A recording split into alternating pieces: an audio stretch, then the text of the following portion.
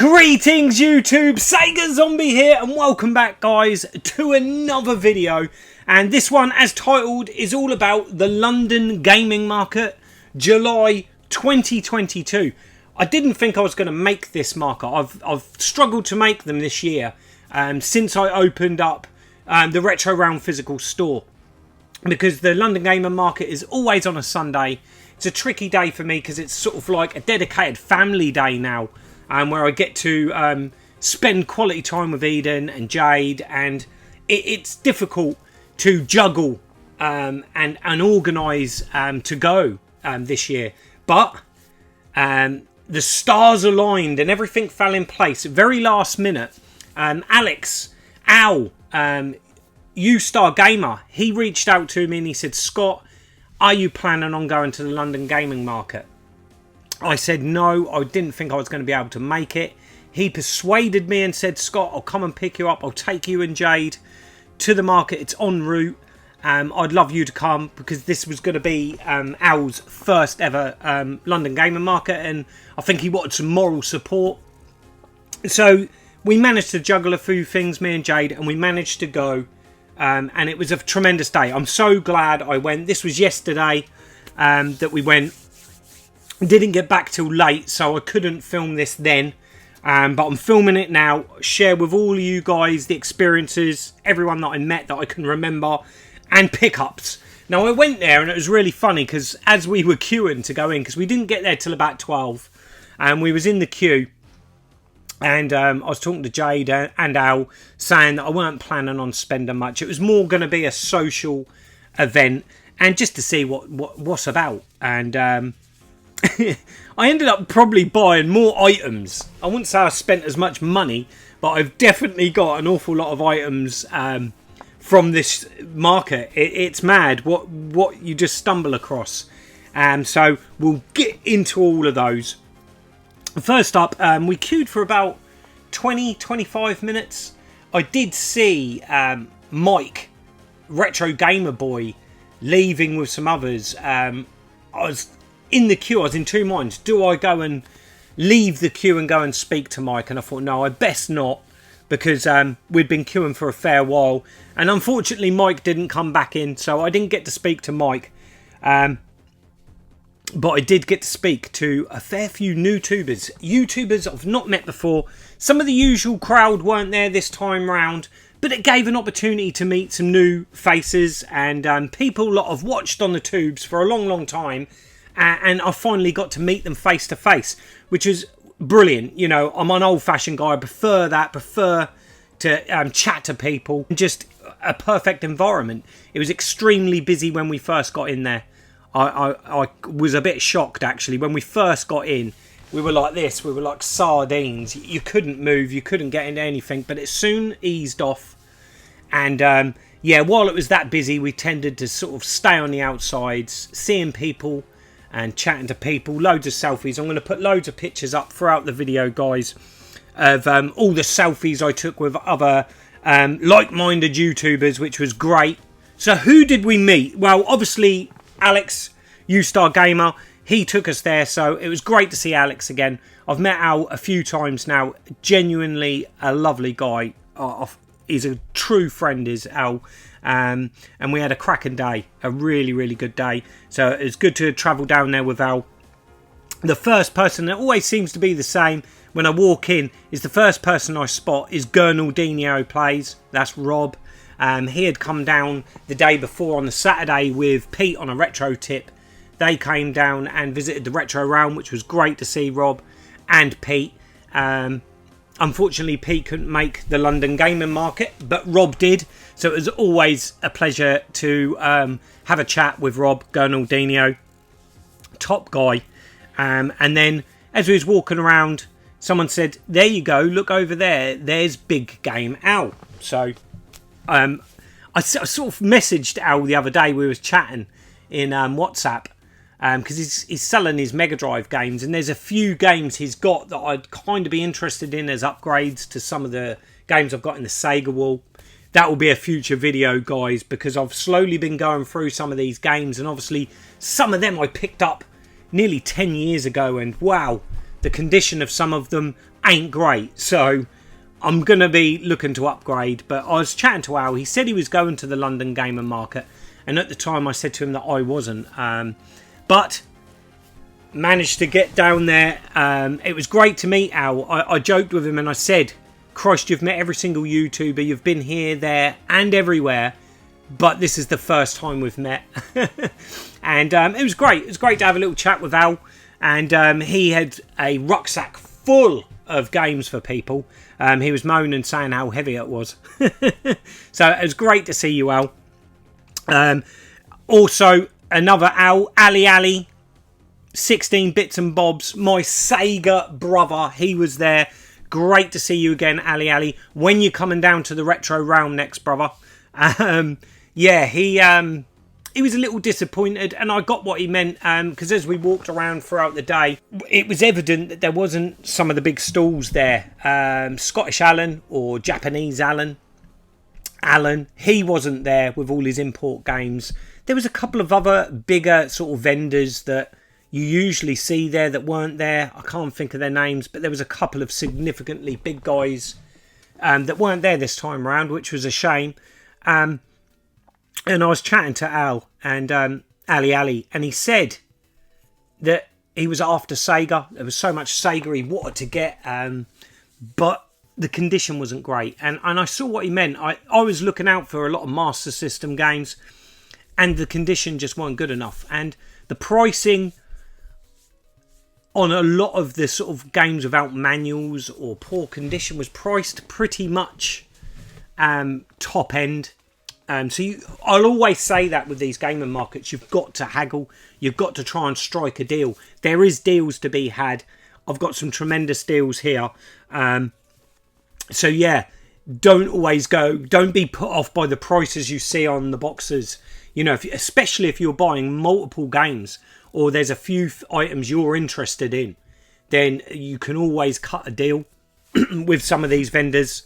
But Ali was saying that, you know, he was after sort of some nice Sega Saturn or some nice Mega Drive games. And I saw what he meant. There was some desirable titles there, but they were missing hang tabs, or the inlays were slightly damaged, or they had no manuals. I did pick up on that vibe quite a bit when looking at the Master System stuff. Also, I was trying to find, like I did at the last gaming market, some nostalgic NES games. There was a couple there, but again, condition. The price of these games was pretty much on the money. eBay prices of a game in what I'd class as sort of 7 out of 10 when these were average, like 5 out of 10. So I left those. But who else did we see? We also saw Champion 2D Rob late on in the event about 2 o'clock time.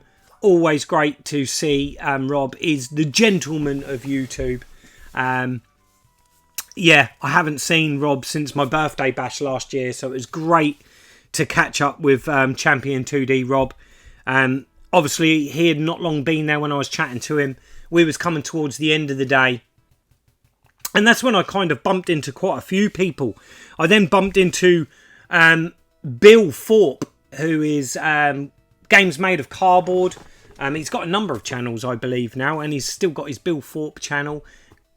I've got on with Bill online, social media wise, when he used to do all his live streams. He used to do random live streams of him creating something, cutting something out of cardboard, and he would just stream, and he'd end up talking about films, horror films, general media basically. And I would often join him in them streams in the chat, and we'd chat about Evil Dead, Aliens, and I was chatting to Bill Thorpe about that. And also Bill was there with Tom, Sega Head, and I've done a couple of things in the past with Tom on YouTube, and I was recently on his podcast, and yeah, I've done a few things over the tubes with Tom, but it was really nice to actually meet him. Great guy, really funny, he does make me laugh, he does. It was great to see Tom. Also, some of the vendors there, obviously, as Paul Villas was there with a massive stall as you walked in. That was my first purchase off that stall. And then there was Lee from Sore Thumbs. A couple other YouTubers I bumped into was Kim Justice. Actually, Kim was there late on. I actually went up to her and shook her hand and introduced myself and had a brief chat with her, which was lovely. I love Kim's stuff. You know, her videos are amazing. So it was really good to meet Kim. And yeah, that was sort of like it, I think, with the YouTubers I met. Obviously, the vendors, Paul Villas, Lee Saw Thumbs I've mentioned. Alan, who's a local chap. He lives sort of Ipswich based. He was there with his son, stalling out. Had some great stuff on his stall. So yeah, it was a cracking day. There was another guy there, and his name is eluding me. He gifted me something. He also came into the retro realm because he had heard about the shop and had watched me on YouTube. And he actually came into the shop last week. And then it just so happened that he was there stalling out with Alan at the gaming market, which was great. So yeah, I think that's everyone. I apologise now because every time I do this, I put myself under pressure. I've written down a list here, but I still miss people off. So I'm really sorry if I've missed anyone. Oh, there was someone else. Talking of vendors, YouTubers, there was Ed Hunts. Right before I was about to go, Ed grabbed me and he went, Mr. Zombie, come and look at my stall. I've stalled out. He was mega excited. And obviously, I see his stall right at the beginning when we first got in there when it was absolutely crammed. And I didn't realise it was Ed's. He's done me a cracking deal on a game. So yeah, let's get on with it. Let's get on with the games. That's what you guys want to see. First up, Paul Villas was right at the entrance as you walked in. And I didn't realise it was his stall because he doesn't normally have micro stuff. But he had a load of Spectrum games. They're £1 each. And he done me a deal on 10 games. So we'll quickly go through those in no particular order.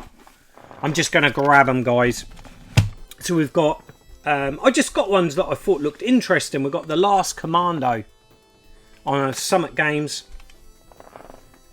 So I thought I'd give that a blast. This one has unfortunately got a smashed case, but I'm sure I can replace that. Anyone know about this game? Looks kind of interesting. The graphics are definitely not Spectrum graphics, that's for sure. So yeah, we got The Last Commando. Mutant Monty, that's one that's been on my list of wants. It always eludes me, but finally got it in the collection. It's a game very nostalgic to me from back in the day. Also, I've already got this game, but the version or the sort of budget release I have of this is not the one I had growing up. This is the one I had growing up, so this is a dupe, if you will, and that is River Rescue. I've mentioned this game loads in the past. Me and my mum loved this game back in the day. This is it. The Sparklers release is the one that I had. I can't remember what budget release it is. I don't know if it's... I can't remember what release I've got of it, but it's a more modern release where this, to me, this is the original release. This is the one I had back in the day. So really chuffed to add River Rescue to the collection. This one looked interesting. Poseidon, Planet 11. Looks kind of like your typical sort of like adventure platformer. So yeah, I thought I'd give that one a try. Plenty of Spectrum spectaculars to come, guys. Then another Summit game, because you don't often see these Summit releases, or I don't anyway. And that's Hijack. Again, this one looks kind of interesting. So yeah, let me know, guys, in comments if you know any of these specky games that I'm sort of scratching my head at a bit. A few blunders made because it's been a while since I've focused on the players full set. I was convinced I didn't have these, but it turns out I do. That is Impossible. I've already got this and I thought it was one I needed. So yeah, Impossible on the players. And then we've got Solar Empire. I was a bit unsure on this one. I did think I possibly might have it, but at £1, I thought I had to grab it. And this one as well I was unsure of, and that's Dizzy Dice. One you see all the time, so it's a bit silly really. I should have known I had it. So yeah, Dizzy Dice there. This one just because of the name, Invasion of the Body Snatchers. And how they've put Snatchers, so they don't get copyrighted, I suppose. I don't know, this is probably going to end up being a text adventure. I don't know. But it's Crystal release, an early game on the good old Specky. Then we got River Raid, which I've got more memories of this game on the Atari 2600 than I do on the Speccy. So going to give this a blast on the Spectrum. A couple of Microgen games. Ones I'm not familiar with, but Microgen is a label that I really remember fondly with a lot of the titles released on there. Everyone's a Wally, them sort of games. But we've got Cosmic Raiders and Cruise Attack. So in total there's 12 Speccy games. And Paul's helper, I didn't catch his name. He said he watched the channel, which was good. They done them for me for a tenner, so I was real chuffed with that. 10 quid for a nice bundle of Speccy games. So I was off to a flying start already. Literally only just got in the door and I'd made my first purchase. And what was great as well, which back in November I think it was, when I last went to a gaming market, these guys weren't there. But they've been to the last few and it didn't disappoint. They were here this time, and that is Bitmap Bureau. They were there. They had 2 stalls. One stall stalled up with like all the Numbskull published games. And they were doing an offer. They were doing Final Vendetta for £25 at the event. And I was like, really like, oh no way. I bought this on launch and paid 30 for it. And the guy heard me say that. And he said, well, I'm sorry you've done that. But here you go, here's some freebies. And he gave me a Final Vendetta poster, which I thought was really cool. Great game, cracking game, Final Vendetta. I chatted to the guys on that stall for quite a while about the game and how impressed I was with it. But the difficulty curve, it's a brutal game when you get to like the 5th stage. And I was talking about that. He did say that they were going to be releasing a patch or download content for it where they were going to have an easier mode in the game. They also gave me some stickers for another game, Battle Axe, which we'll get onto. And the soundtrack, which is awesome. Great to get those. We'll put them there actually. And they also gave me a pin badge set, which I thought was kind of cool. Super Pick. The Entertainment War. They gave me this, which I thought was very kind of them. And yeah, we got chatting to them, and I ended up in a deal with Ali, Ewstargamer. He purchased Final Vendetta, and they were doing a deal. They said, we're doing a deal. Well, it turned out actually that he handed them 30 quid, and obviously it's a £25 game at the event. And they didn't have a £5. They had no change, basically. And the Switch games were selling out like hotcakes. Al actually managed to bag the last Switch copy of Final Vendetta, which to a load of tutting people behind him were pretty disappointed. They didn't have a £5 change, and they were saying, and I said, well, I haven't got Battle Axe. I was looking at the back of it. And they're saying, well, if you buy the 2, we'll do it for 40 quid. So this ended up costing me £15, and that is Battle Axe. I don't know much about this game, guys. I've got to be honest. I looked at a little bit of gameplay of it. Looked a bit like Gauntlet, sort of a modern take on Gauntlet. Let me know, guys, in comments, is this good? Maybe I'll do a first impressions video of this on the Switch. I'm playing the Switch an awful lot at the moment. I'm loving it. So Battle Axe, we're going to give that a blast at some point, definitely. I'm trying to stick in order if I can with what I got. But we picked up some Philips CDI games, guys. I bet you're all buzzing about this one. That means there's definitely going to be an update video on the Philips CDI. I got the... which ones were they? I got this one off a seller. Chaos Control. Paid a £5 for it. Now, I've got this on the Sega Saturn. It's not a great game, but I thought, do you know what? For a £5... let's grab it for the Philips CDI. At least, surely, it's on par with the Sega Saturn release of this game. It's like an on-rail shooter. I'm not sure. You might be able to use the light gun game. The light gun on this.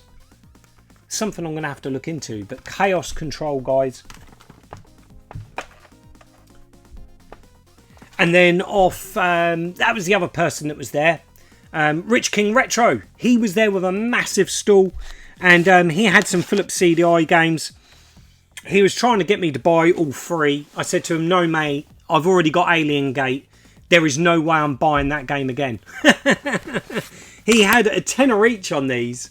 And I sort of hummed and hawed, and I said, Rich, you know, do I really want to spend that kind of money on Philips CDI games? And he said, I'll tell you what, if you take both, I'll do them both for 15.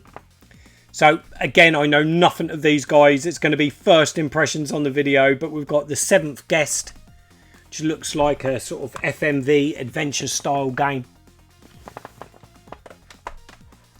Intriguing. Interesting, that one. And then this one, I love the cover. Laser Lords. But am I going to love the game? Probably not. But yeah, Laser Lords.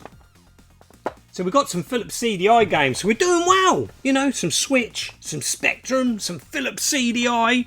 But that now leads us on to, oh yes, Sega Zombie. Feels Sega Zombie again because he's got loads of Sega to show. But before I do, Al gifted me this actually, Ewstargamer. He showed this on Swap Shop, and do you know what, this game, he gave it to me. He wouldn't take no money for it because he said it cost him next to nothing. And this is a game that really annoyed me because, for those of you that know, I absolutely love Rambo. They're some of my favourite films. I adore Sylvester Stallone movies. And when Rambo came out on the PS3, yeah, it's a PS3 game. When Rambo came out, that was about the time my PS3 died and got the yellow light. And I was gutted. I was like, I really wanted to get this game, but my PS3 was dead. So I never got round to getting it. I've still never played it, but I really want to play it now. Now I'm back into the PS3 a bit. Thank you so much, Alex, for gifting me this game. It's brilliant. It's going to be the first game I play. Definitely 100%. I told him that yesterday. I said, can you guess out of all of this what I'm going to play first? And he went, no. And I said, Rambo. Because it's got to be Rambo. So yeah, really looking forward to that. Guys, let me know. Is this good? Am I going to be disappointed with Rambo, the video game? Let me know. Now we move on to the Sega. And first up, like I was saying, Alan, a local sort of trader, was there. And he'd stalled up this guy that he'd come and visited in the shop. And they deal mostly in Pokemon cards, but they did have some video game stuff. And I took an interest in this. The official Sega Mega Drive Power Tips book. And I was flicking through it. And I was trying to remember if I had this book or not. Oh, wow. Look at that, guys. And it turns out I don't have it. And look at that. Gynog. Flick straight onto Gynog. Oh, wow. Flying through the levels. Cheats. Yeah, I'm actually going to look at this book to see if there is some help, because Gynog does get brutal towards the end, definitely. But yeah, back to what I was talking about. Yeah, so he gifted me this book. He said, take this book. I really want you to own it, put it in your collection. So it's not in pristine condition. But it's good enough. That is, you know, it's all there. There's no rips. Just a little bit of patina, a little bit of wear here and there.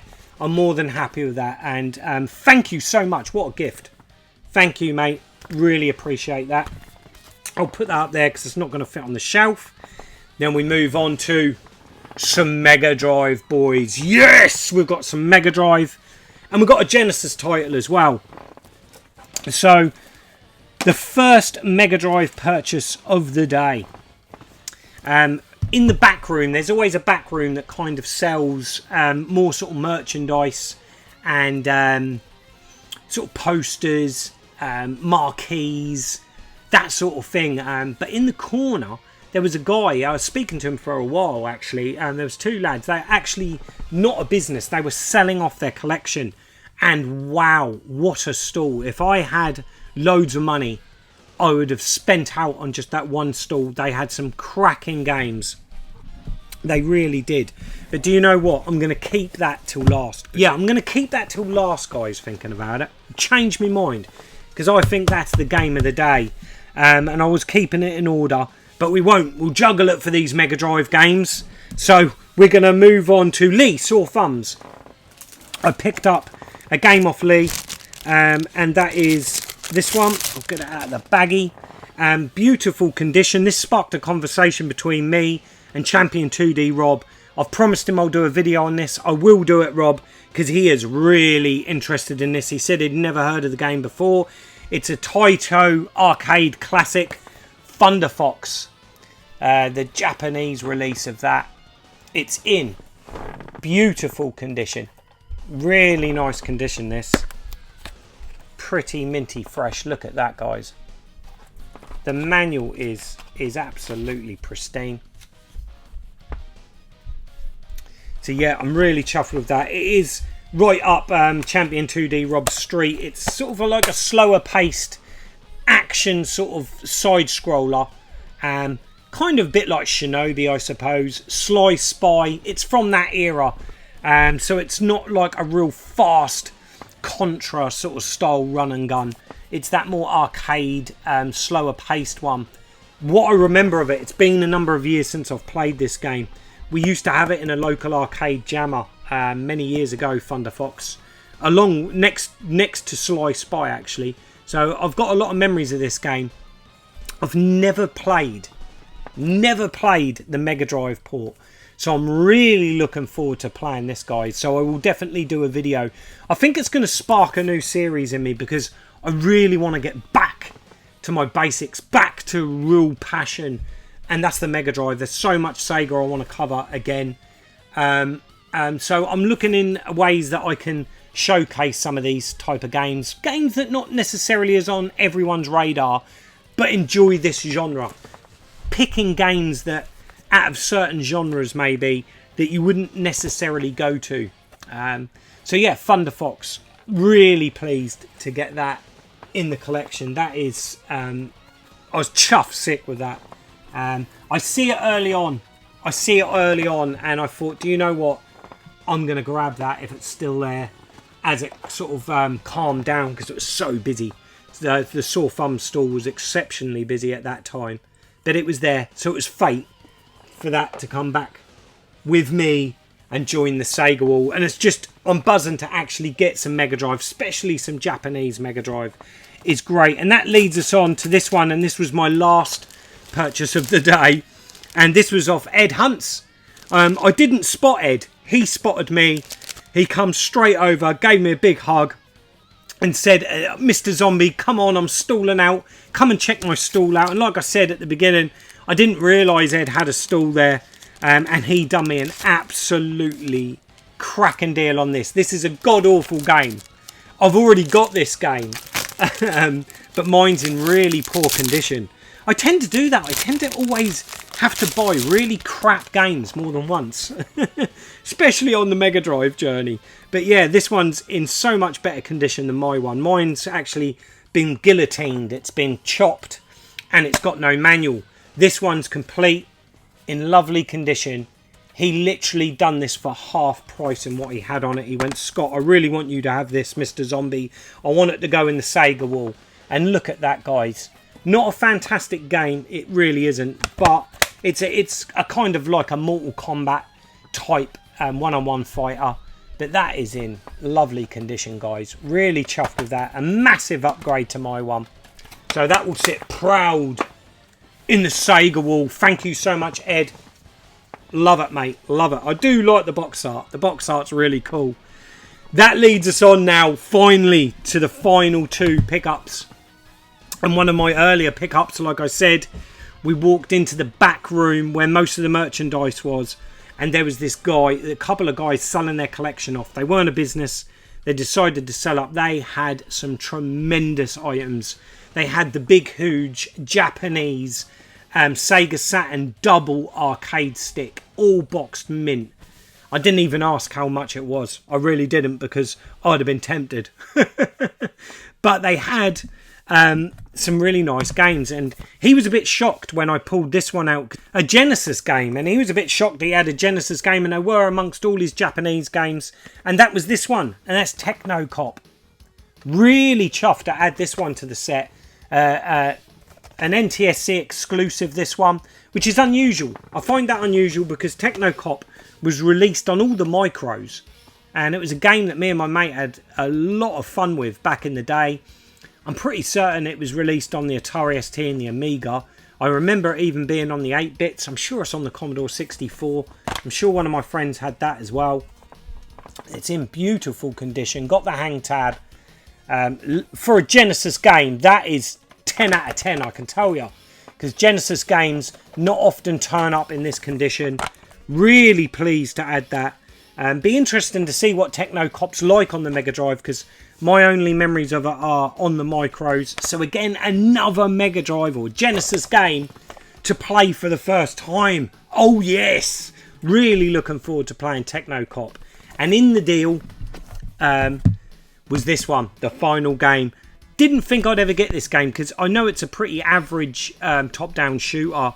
And there's another game that beats it hands down, in my opinion, which is Elemental Master. And this one commands a very high price. And when the guy said how much he wanted for it, I was a bit taken aback, because I thought, well, that's actually not a bad price. And that is Undead Line. Now, the reason why the price was low, I think he wanted 120 to begin with. And what made me laugh is he actually keeps all his receipts. He said that is the original receipt in there from when he bought it years ago. So I thought that was cool. But yeah, the box has been taped down the edge there, which isn't an issue. I can recase that. The only issue is with this is the manual's got the dreaded sticky tape down the edge, and they've done that to try and stop the manual coming away. The staples are good. I'd imagine that's probably been restapled at some point. But yeah, it's been taped down the edge. Now, I can't see any visible tears. I think it's just been put there to strengthen it. So the manual's not great. Patina, it's been thumbed a lot. And when he said 120 quid, I thought, do you know what? That ain't unrealistic. That's not a bad price for this. Your typical Japanese lifting of the label there on the cartridge. But I thought, do you know what? That ain't bad. I asked him what he wanted for this one. He wanted 20 quid. I managed to get him down to 110 for the two, which I actually think is really good going, because Undead Line commands that on its own. And he said yes, and I was like, brilliant. And by then I'd spent out of cash, or I had half the money in cash. So Alex, Ewstargamer, came to the rescue again, and he had cash on him. So he gave, because the guy wasn't a business, he didn't have a cash machine, like a card reader or PayPal or anything. It was cash deals. So I managed to borrow the extra cash I needed to get this deal done, and that was the buy of the day for me. A game I've never played before on the Mega Drive, and it's a Genesis game. It's not often you get a complete minty Genesis game. And yeah, Undead Line. Wow, another really good Japanese exclusive. This didn't get a North American release, I don't believe. Into the Sega wall, guys. Me and Jade had an absolutely fantastic day. We met so many great people. That's what these events are all about. I'll always shout out the London gaming market, because it does exactly what I want it to do. You can grab some bargains, but ultimately you get to meet so many like-minded people and just have a fantastic time catching up with people that you only see at these events, and meeting people for the first time that you socialise with through YouTube and Facebook and WhatsApp and all the different social media avenues. It's great to meet people face to face. A tremendous day. I'm so glad I went. Thank you, Alex, Al, Ewstargamer, for persuading me and Jay to go. We both had a fantastic day. That's it, guys. Let me know in comments what you think. Did you go to the London Gamer Market? Let me know what you bought. Let me know what you think of my purchases, guys. That's it for this video. Until the next time, I'm Sega Zombie. Goodbye. Sega Zombie.